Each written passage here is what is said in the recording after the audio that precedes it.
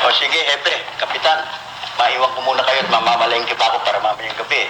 Ayaw mo, Belo. Ano bang may paglilingkod ko sa inyo, Kapitan? Hepe, importante sana kita sumama ka sa akin eh. May nakaalitan lang yung isang bata ko sa Barrio Balangkas eh. Ano bang pangalan nung nakaalitan niya? Nakalimutan ko. Sandali lang, Hepe, patatawag ko. Sarado! Papasukin nga yung mga bata.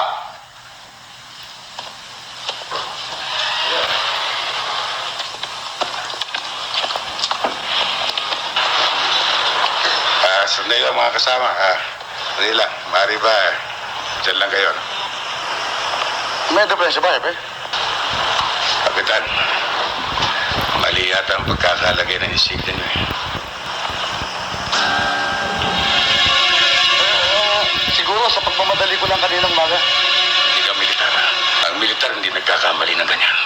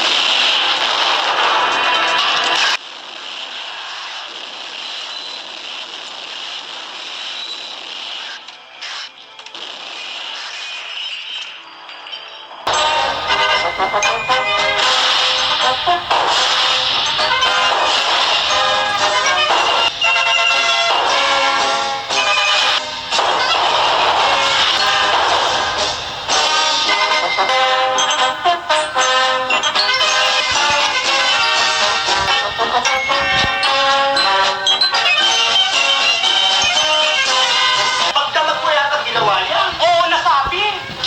Aba, nagagandaan pa lang ating mga reyna ngayon. Sonya, papasok ka! Lang, Sonya. Dahil palagay ko, ito na ang pinakamasayang koronasyon.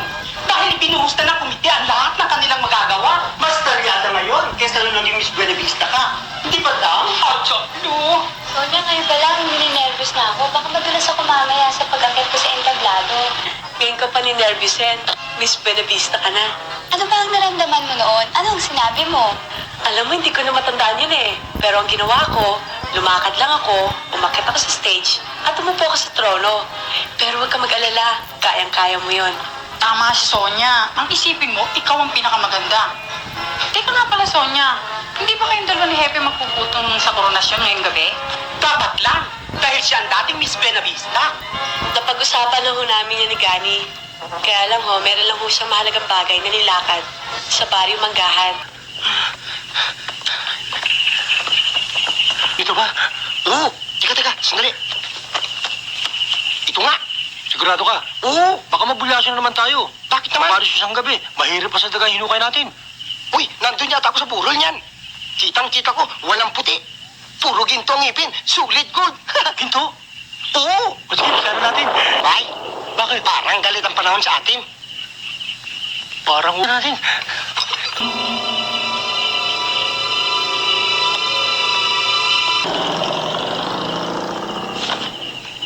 Ben! Oo. Halika! O bakit? Ano to? Ewan ko. May nauna na naman sa atin. Bulasyon na naman lakad natin. Kasi bakit mo eh. Ako na naman sinisi mo eh. Ikaw may pakana nito. Wala namang problema. Meron doon. Saan? Doon sa dulo. Solid gold? Oo. Talaga? Sigurado. Totoo? Oo. Pero punahan natin, dali mo. Saan ba rito? Eh, ang dami-dami niyan eh. Ito ba? Ito to? Oo, yan na nga. Halika. O sige. Oh. Ay. Hinay-hinay lang ba ba? Aray ako. Ida, ako nang giingon nana. Hinay-hinay lang. Ayusin mo hawak mo. Oo. Maulagi. Ay. Mamamatay ka rin, Guerrero!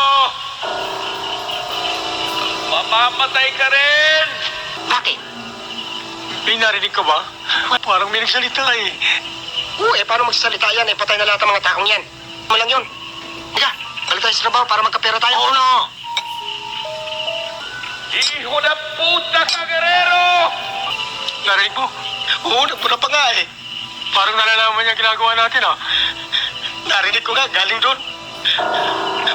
Punta natin. Sige, mauna ka. Sige.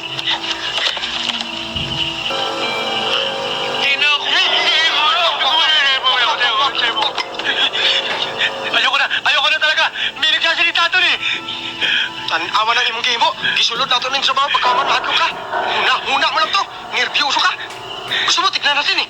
Tignan natin. Ikaw na lang. Ayoko na. Bahala ka na sa buhay mo. Ayoko na talaga. Ayoko na, Inay. Buwang ka, palawan! Akala mo naduduwag ako ha? Hello? May tao ba dyan? Mayroon. Kung sino ka man, tungkapin mo na itong nicho. Nahihirapan akong huminga. Maawa ka sa akin. Hindi! May sidemonyo ka! Ano ginagawa mo sa loob ng apartment, ha? Hindi na importante kung sino ako. Basta buksan mo na ang nicho. Kahit ano ibibigay ko sa'yo, hindi ka magsisisi. Anong palagay mo sa akin? Bakli? Pag pinalabas kita riyan, alam ko na ang gagawin mo sa akin. Sisip-sipin mo ang dugo ko para lumakas ka. Hindi! Hindi kita makakawalan! Pahuwi ka sa dina! Pisti kang yawa, ha? Diyan ka na! Hintay! Huh? Bakit? Makinig ka muna sa akin. Ano? Hindi ako maligno at lalong hindi ako kampo ni Satanas. Tao rin akong katulad mo. Kaya ako narito ay nilibing ako ng buhay ng mga kalaban ko sa politika. Takot kasi silang talunin ko sa eleksyon. Ilabas mo lang ako rito.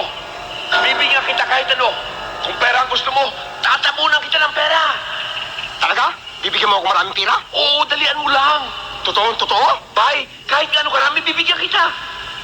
Uy, Bisaya di ay ka. Uy, Oo, dong. Bisaya ako, Cebuano, Kaiman mo ha. purbida nga waka musulti na ako nga Bisaya di ay ka. Dong, Sige. dong, abrihin na. Hindi ako makahinga. Bisaya di ay ng tangana. Uy, Bisaya, dong. Karit. Bisaya, abrihin na, dong. Abrihin Lagi. na.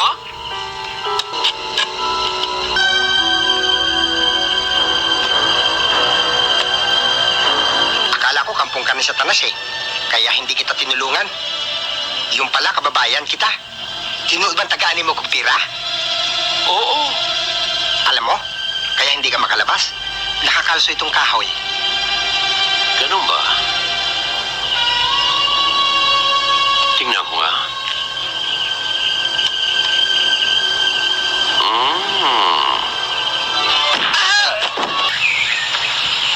Pepe, talagang masama nangyayari sa aming baryo eh. Ang mga lupa na magsasaka ay sa bintang kinakamkam. Yung iba nga ho na halos dito na tumanda sa pagsasaka, ay pinaalis. Nabili na raw lahat ng lupain dito. At ang masakit po, may mga taong gumagala na tinatakot ang magsasaka. Kaya naisipan ni Mang Martin na ipagbili na ang kanilang sinasaka po. Wala akong katahimikan ang baryong ito. Kaya ho yan. Di namin alam kung sinong pumatay kay Kabaste.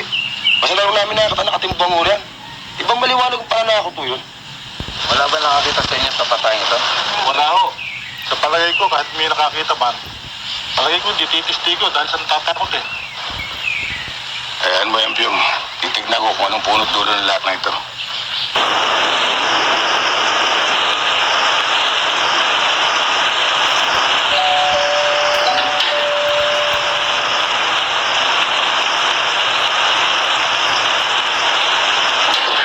Saan ka ba nang galing at bigla kang nawala? Kung sino-sino ang tinawagan ko, hindi rin nila alam. Ano ba talaga nangyari? Saan ka ba nagsususuot? May pagkain ba kayo? Nagpaluto na ako. Hindi ba tumawag sa iyo si Castro? Rodrigo, patay na si Castro. Kaya nga ako nag-alala, baka kako, nadisgrasya ka na. Kailangan ko ang tulong mo, Manny. Teka, hindi mo pa sinasagot ang tanong ko. Saka nakita mo na ba itsura mo sa salamin? Bakit? Ano itsura ko? My God, nakakaya yung itsura mo. Ang dumi mo. Amoy lupa ka pa. Parang nanggaling ka sa hukay. Huwag mong mabanggit-banggit sa akin yung hukay. Kinikilabutan ako. Tumatayo lahat ng balahibo ko sa katawan. Ay di huwag. Sinasabi ko lang naman na. Huwag mo nang ulitin yan. Huwag mo nang ulitin.